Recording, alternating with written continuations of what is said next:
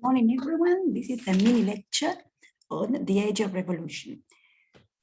Well, we're going to start talking about a little bit of world history as a context for our British history course. Historians have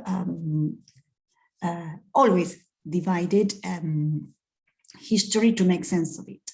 As regards this period of history, the concept that has arisen is the age of revolution, right? And it's the period that starts, broadly speaking, in 1789 and finishes in 1848, a period where, the ideas of the Enlightenment and the changes and developments that have been going on for centuries, crystallized in actual changes.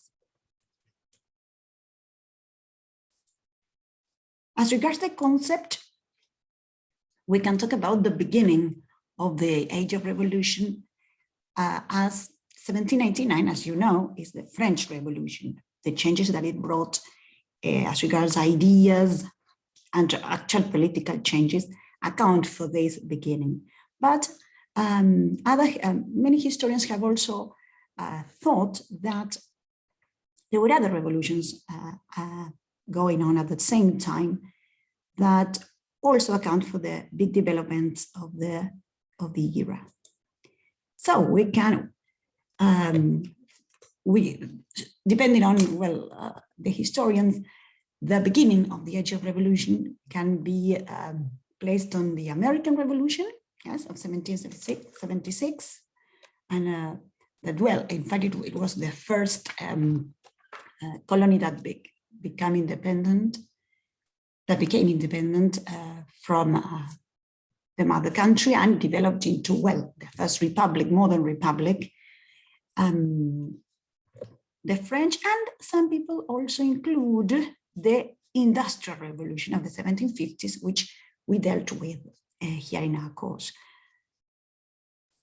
If we go a bit bigger, we can also think that that these revolutions brought had an impact in other places, and some historians then included a broader term, which is the Atlantic revolutions. They said that we have to also include in the age of revolutions not only the French, the North American one, and the industrial, but also the Latin American revolutions. And here we are we include ourselves, right? So as you know, from 1810 to 1825, we have the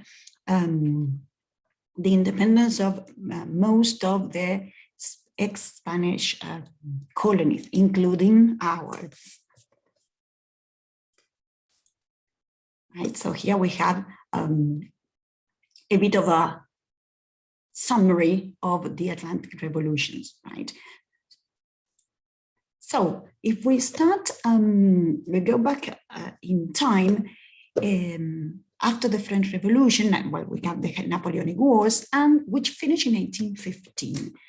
The reaction to this revolution is also part of the changes of this era. So, what was the new order of Europe after the Napoleonic Wars, and which were the forces at play? Right after the 1815, the winners of the French, the winners of that defeated Napoleon got together to avoid another upheaval as the one that had taken place with the French Revolution, the upside down of all the old regime and that was present before 1789. So the aim was to guarantee stability in Europe, right? This, of course, is a set of conservative ideas that will protect that odds are trying to turn back the clock in a way. How? By reinforcing European monarchies. Yes, we have a period of restoration in France, suppressing revolutions wherever they come up, determining the new borders, and very important, keeping the balance of power. in this concept of Europe. There you have the leaders that were there at the Congress of Vienna, and these are the conservative forces that will try to keep the order, the balance in Europe. We have here the Foreign Minister Castlereagh from Great Britain. So, as you see, the map of Europe have changed. These are the new borders that the system of the Congress of Vienna will try to keep. But the truth is that the idea of the French Revolution were not dead. So there are ongoing debates about citizenship, about equality and sovereignty. And this led to a revolution in ideas as well. Right? So that's why we're going to be talking and you're going to be reading about the new ideologies of the 19th century, which are sometimes nicknamed 19th century isms. Right? So the Congress of Vienna, the system of trying to preserve and go back to the old good times, also sparked a reaction from the people who believed that this was the clock would not and should not be turned back. So we will have, by the 1830s and 48, a wave of revolutions in Europe. Within this context, we have these new ideologies that I was telling you about, the ones you are going to be reading about and working on the assignment: conservatism, liberalism, socialism, republicanism, nationalism, Marxism, and romanticism. All of them working together as or one against the other,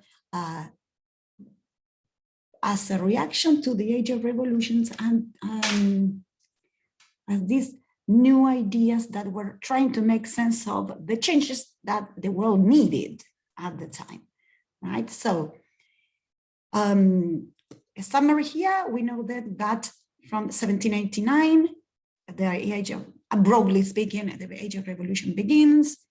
After the Napoleonic Wars, the new system that is that the powers, the winning powers, trying to impose in Europe. But we know that in 1830 and 1848, there will be a series of revolts throughout Europe as a reaction to this order that was trying to be imposed. These revolutions, and attention here, took place in these two waves in 1830 and 48. There were uprisings throughout Europe, right? But although they were quickly crushed, as it says here, the ideals survived. Right? So there was this wave of revolutions in these 2 years. I want you to remember that. We are not going to study that because it's European history, but it is important for us to know it, because now we're going to go to British history and we will see that while Europe was going through this wave of revolutions, England did not experience the same revolutions. There was no revolution in England in 1830, neither in 1848. We will try to answer the question of why this was the case. So people, thank you for listening. This was our mini lecture on the age of revolutions, and I'll see you next time. Bye-bye.